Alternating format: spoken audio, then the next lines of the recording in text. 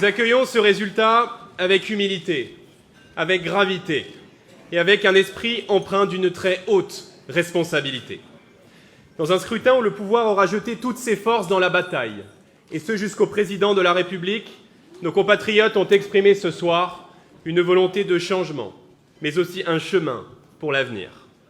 Ce message clair adressé à Emmanuel Macron et aux dirigeants européens marque la détermination de notre pays de voir l'Union européenne changer d'orientation pour aller vers davantage de démocratie, de protection, de considération pour les peuples d'Europe. Ce soir, un vent d'espérance s'est levé sur la France et il ne fait que commencer.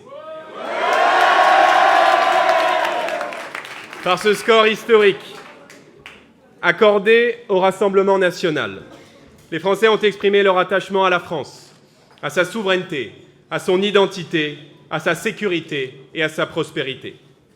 Par-delà leur soutien à une Europe des nations, les Français ont plébiscité ce soir la reprise en main de notre politique migratoire, le retour de l'autorité de l'État sur chaque mètre carré du territoire, la préservation de leur pouvoir d'achat, la défense de nos emplois, de nos industries et de nos agriculteurs face à la concurrence déloyale. Ces priorités sont celles que porteront les députés européens patriotes élus ce soir à mes côtés dans la continuité du travail de Marine Le Pen et de nos parlementaires à l'Assemblée nationale et au Sénat.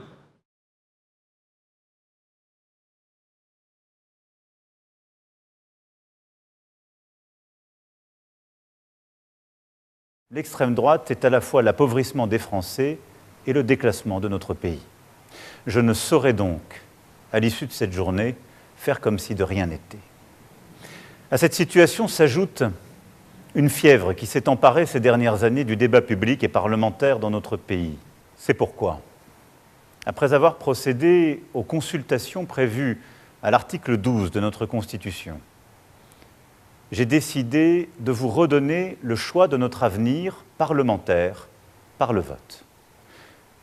Je dissous donc ce soir l'Assemblée nationale. Je signerai dans quelques instants le décret de convocation des élections législatives qui se tiendront le 30 juin pour le premier tour et le 7 juillet pour le second. Cette décision est grave, lourde, mais c'est avant tout un acte de confiance. Confiance en vous, mes chers compatriotes, en la capacité du peuple français à faire le choix le plus juste pour lui-même et pour les générations futures. Confiance en notre démocratie. Que la parole soit donnée au peuple souverain, rien n'est plus républicain.